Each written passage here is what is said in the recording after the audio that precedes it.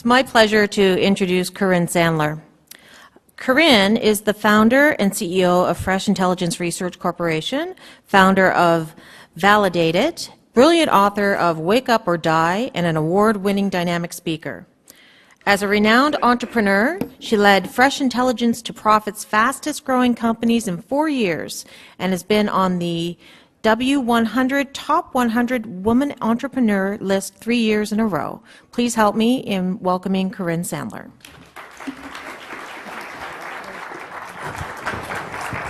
Good morning, everyone. Am I on? Yes. Great to be here.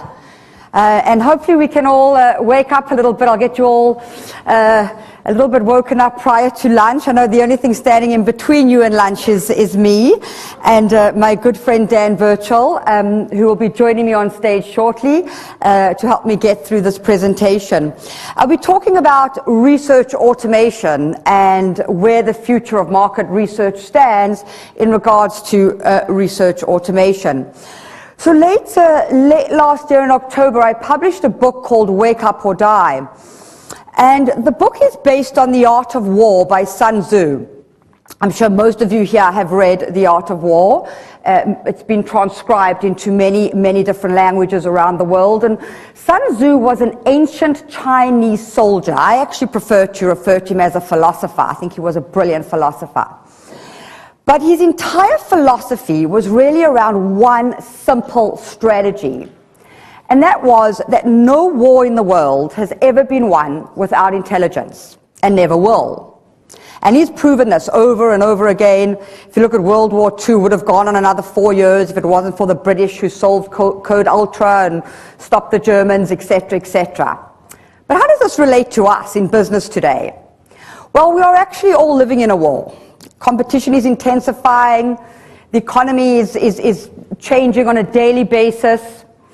And those companies that have the greatest insight, intelligence, foresight, knowledge are the companies that will be here in the next years to come. So we are actually in the greatest industry in the world, market research, because we are needed more and more as competition intensifies and more people obviously enter this economy of ours.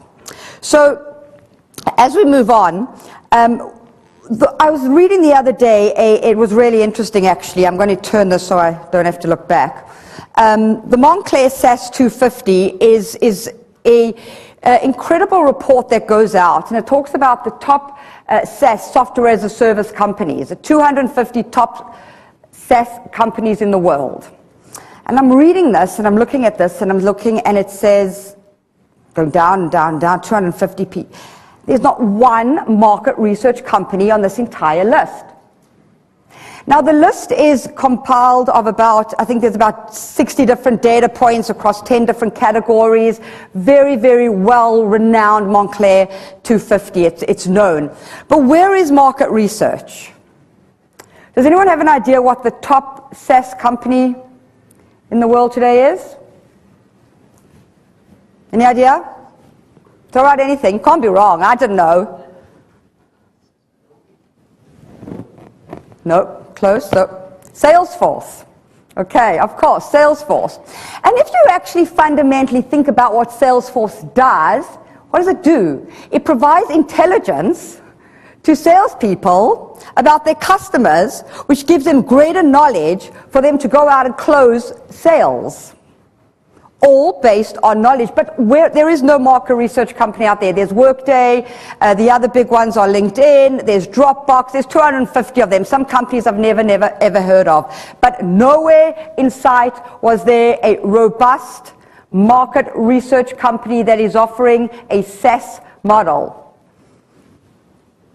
So it's time for us to start to think outside the fishbowl a bit and start to think about something different. This is pretty much where most market research companies are today. We play in a consultative role. We get a brief from a client that goes and works with our research, goes from our research analyst to our research manager to our research director to our vice president of research, etc., etc. All the time we're consulting, right? It's unbelievable, incredible human capital. It's intellect.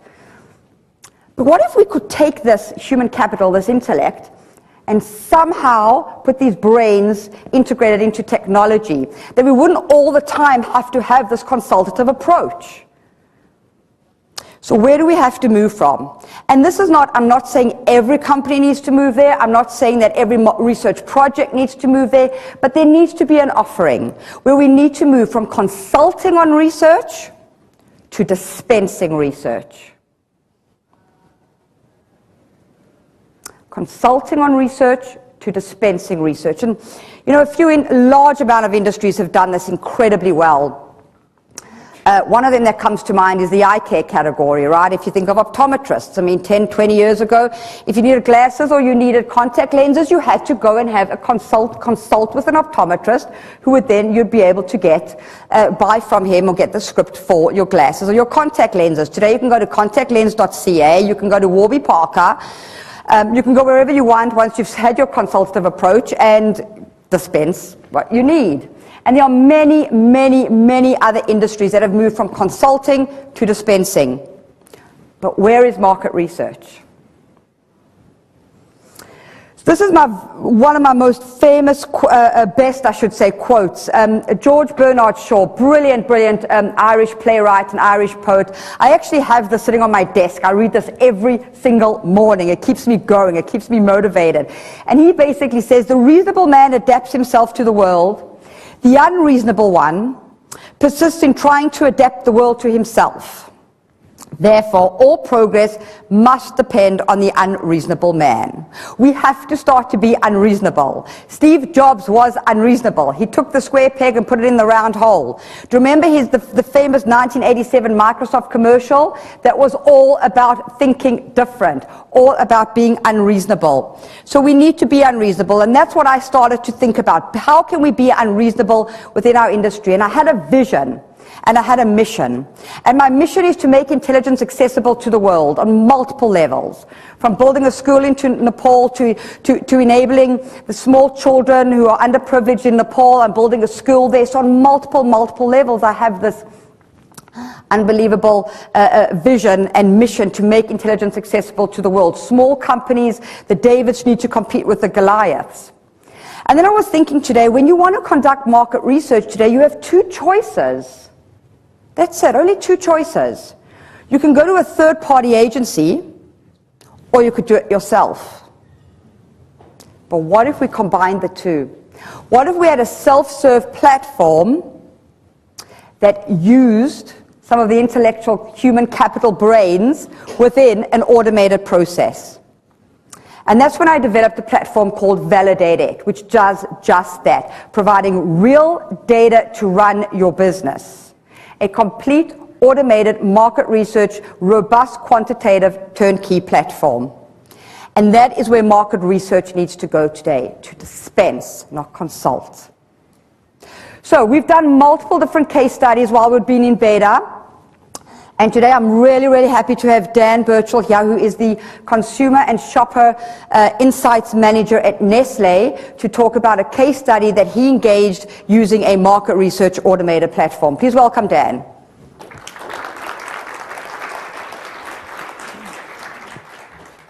Hi everybody, thank you. So just so you know, my name is Dan Birchall, and I'm the, as Corrine said, Consumer and Shopper Insight Manager at Nestlé. So what that means is I'm responsible for making sure that our consumer is built into all of our business decisions. For most of you out here, though, it really is I'm the person who selects and buys the research from you. So this probably means a bit more. Corrine actually invited me to speak on a couple things. So yes, I'm going to get to the case study that she actually helped work on with me. But I also want to talk about some of my needs as a buyer of research, because a lot of those needs actually link well into what an automated approach does do.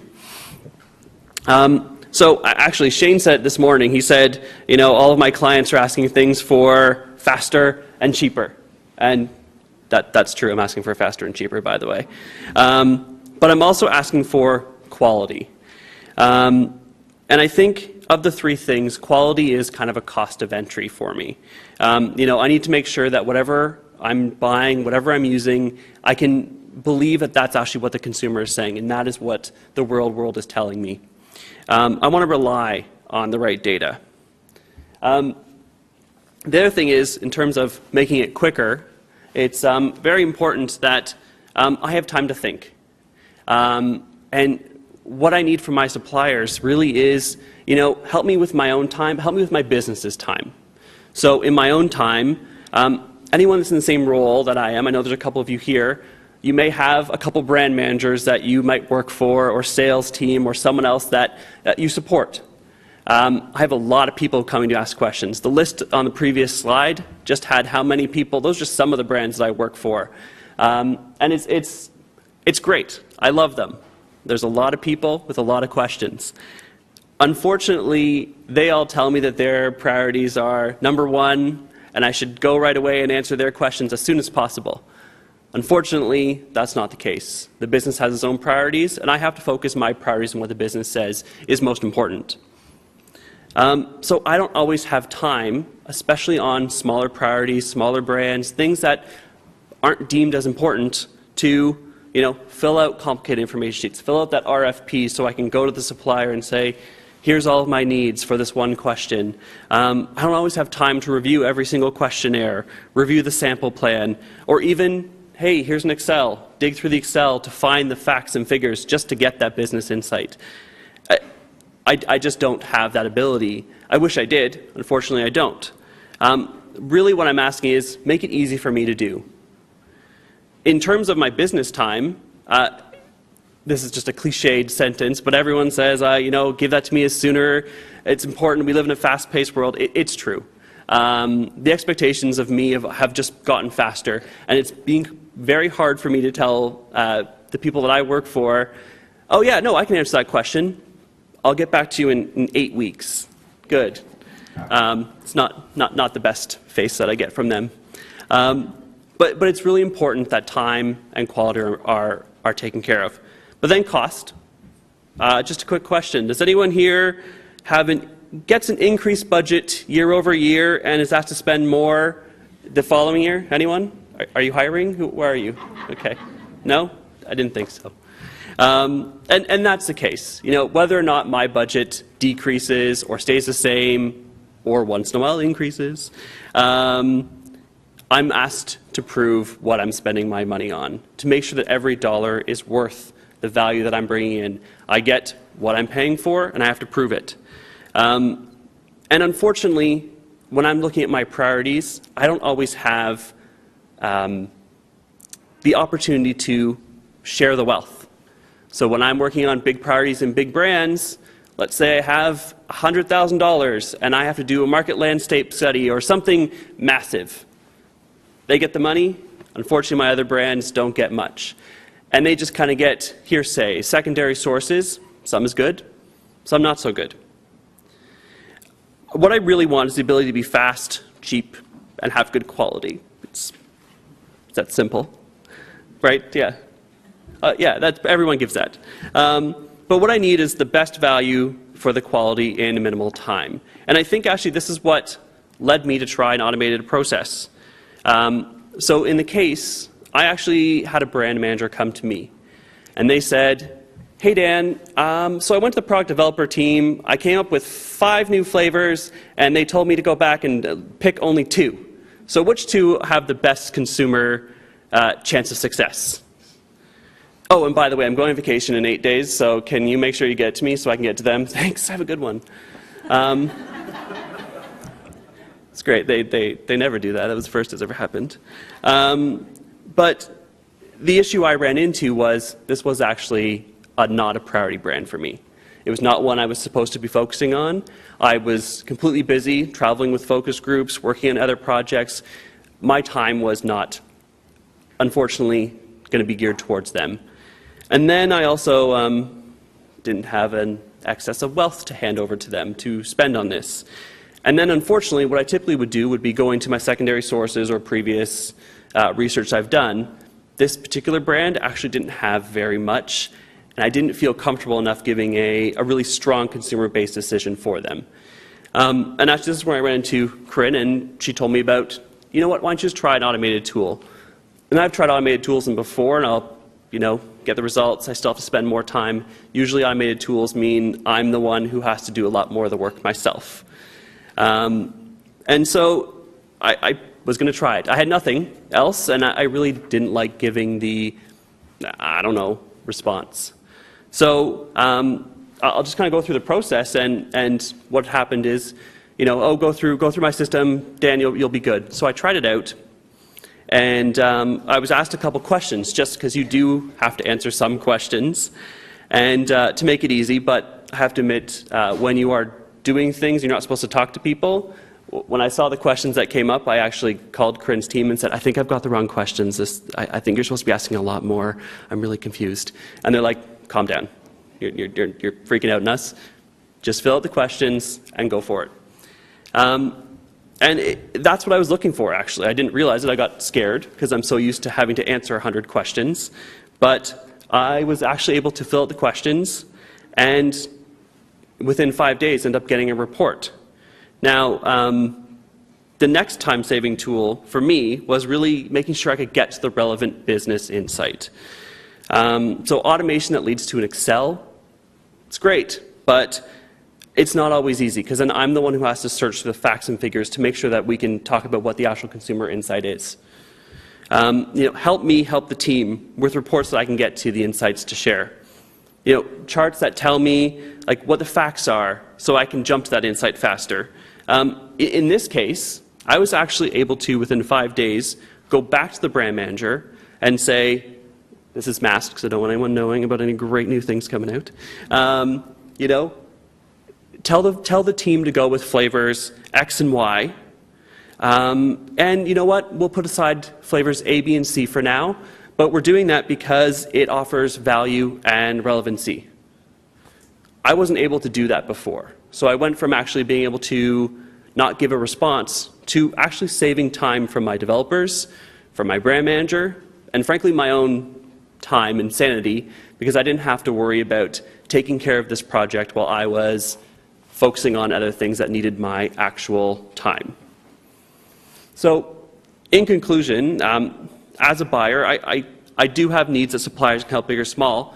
And I'm hoping that changing tech is just going to make it easier for me to get more things. And some of the things I was able to get were, you know, 1 page of charts, something that's easy to be passed on, so I don't have to rewrite all the findings or create a new deck to bring to someone else. You know, I don't have to, I like talking to people, but in this case I didn't actually have to spend the time and my energy to debrief someone, and in some cases I can't due to confidentiality. If we're working on something really big, I don't have time to get that form signed, so unfortunately I have to tell you what I can. Excel, no Excel tables. So just make it easy. I love Excel, it's great. Let's get to the point. Costs. If anyone wants to give me a deal on any of the research I do with you, talk to you later. But really offer the value. And then time, of course, I don't have time, my brands don't have time, so this is fantastic. But really it's helped me focus on what my business priorities are, so then I can be responsible in my own role. So it's actually interesting is, right now how I see automation, Ray said it this morning, it's helping with projects that I couldn't otherwise provide insights for. So I do see there a role for it, and there are some projects that automation may not work for. But this is just kind of the start to the future. I can start to see where this might take us, and I look forward to being able to do this with bigger priorities and bigger projects in the future. So I'm going to turn it back to Corrine. She's got a couple more examples. Thank you.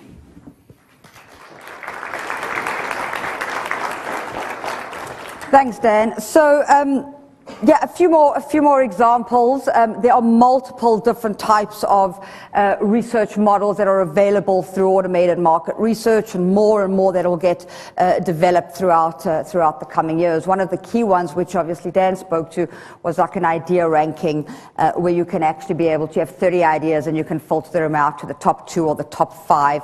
It was in 5 days. It's now in 24 hours, and you can do that so cost effectively. So lots of things happening. So we had, these were 2 of our clients who used the market research platform, and allowed us obviously just to top line talk about it.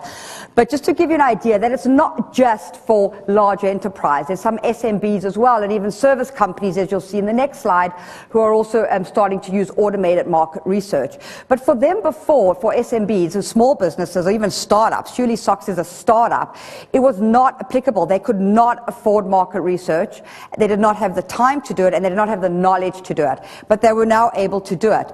This is a really, really fun product. It's artist-designed socks sold in surprise boxes, similar to a pack of hockey cards. Okay, and this is a startup business. And they wanted to make sure, I mean, this guy fundamentally believed in his gut, in his intuition, that this is going to be an incredible product.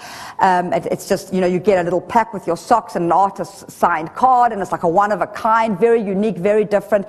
But he needed to make sure that he was on the right track. And going through our demand model, he was able to ascertain whether we could actually break through, whether they would switch to buy this product from other exciting products, and also be able to ascertain its key benefits based measured against 5 key attributes, I should say, not benefits, such as relevance, purchase interest, differentiation, emotional charge advantage was pretty low, so automatically he was able to see what type of emotions he needed to dial up in order to get stronger purchase interest and create more excitement around that. And he is not a marketer, he's not a researcher, he's a businessman who has bought and sold many companies, never engaged in research before. He got a one-page actionable report, immediately was able to tell whether he was on the right track or not. Even in the service industry, we had a big financial group that has a part of a department which is involved in selling benefit plans. I mean, benefit plans, you can't get anything more boring than a benefit plan. But what they needed to ascertain was, for instance, they wanted to add value to their benefit plan. So they had 5 ideas of key areas that they could add that would gain larger interest in terms of what clients actually wanted out there.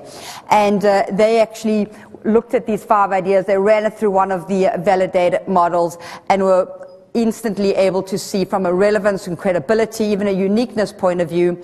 I know you probably can't see at the back, but wellness application for staff was one of the key value-added strategic or tactical things that they should probably add to their overall benefit plan that'll differentiate them and help drive PDF Financial forward in terms of being able to sell more with more added value. So definitely applicable across multiple businesses, large enterprise, mid-market, small businesses, startups, etc. Very, very easy to use. So we have to break down the barriers. We are starting to break down the barriers.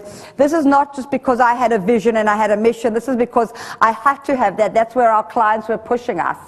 Our clients are pushing us from a market research supplier perspective to actually start to think differently. And as Dan said, and as I think you said, somebody else said this morning, cost, speed, accuracy. Draw a pyramid, and every time you turn it upside down, one of them is at the bottom. But here we can actually offer all 3, cost, speed, and accuracy. Absolutely. But what we have to keep in mind is that we have to add value, and true value. So when I say cost, it has to be at a incremental lower cost. Okay? It has to be delivered at the speed of light, literally. And the ease of use has to be incredible. There has to be true value there. I'll tell you a story, actually. I love to tell the story about true value. A few years ago, I was sitting in a client meeting, and they were talking about how to create an app. Every brand out there has to have an app, right? You have to have an application, whether it was created in iOS or in Google, whatever, you had to have an application. But the brand that I was sitting in this meeting with was Charmin. Okay, you all know Charmin? It's toilet paper. Okay, now how do you create an app for toilet paper that adds value? Okay. We're sitting there, we all brainstorming and obviously, working through some kind of research design programs, etc. And they were absolutely adamant that they had to have an app. So they created an app, and this was based obviously on some great insights that came out, incredible insights. I can't share them all with you, but the app you can download actually, and it's called the Charmin Sit or Squat app. And what it does is, if you're in public, you can launch the app, and it'll tell you where the closest washroom is. It'll tell you how clean the washroom is because it's been rated, and it'll tell you directions how to get there. Now, is that true value? that is adding value through an app for toilet paper. And what's so incredible was all these retailers and all these stores got wind of this, and they're all like, oh, I want to make sure that my toilet's advertised on sit and squat, because I want people coming into my store to use the washroom, because then they're a captured audience and there might be some impulse buying, okay, etc., etc. 5 minutes, okay. So really, really incredible. Now that is what I call true value. It can only come from a penetrating truth, from an insight. It truly, truly can. So a few things, and I've only got 5 minutes. I'm not sure, I'll read this because I'm not sure you can all see it at the back, but 85% of new products fell within the 2 years. This was a 2014 online Forbes report. It's true, 85% of new products fell within the first 2 years. Why? Lack of research. And why are they not doing research? They don't have the time, they don't have the knowledge, and they can't afford it.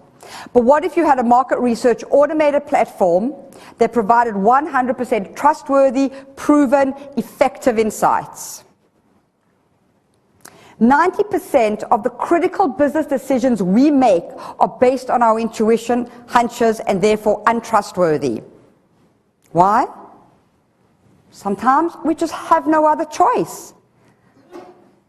What if there was an automated market research platform that provided answers to your most critical business decisions with a 95% confidence level? And the last one, 72% of business executives recognize their decision-making failings and want to fix them. We all have been in a situation before where we've had to make critical business decisions and made an error because we could not actually get the specific critical business decision quantified. They recognize the power of real data for their business. Today, market research platforms can provide proven methodology and algorithms that are built by researchers. And this was a discussion. I was listening to a web conference the other day by Daniel Kahneman. If any of you have never read his books, you've got to read Daniel Kahneman books, one of the most brilliant psychologists, a Nobel Prize winner in economics. And Gary Klein is a senior scientist at Macrocognition, two brilliant guys.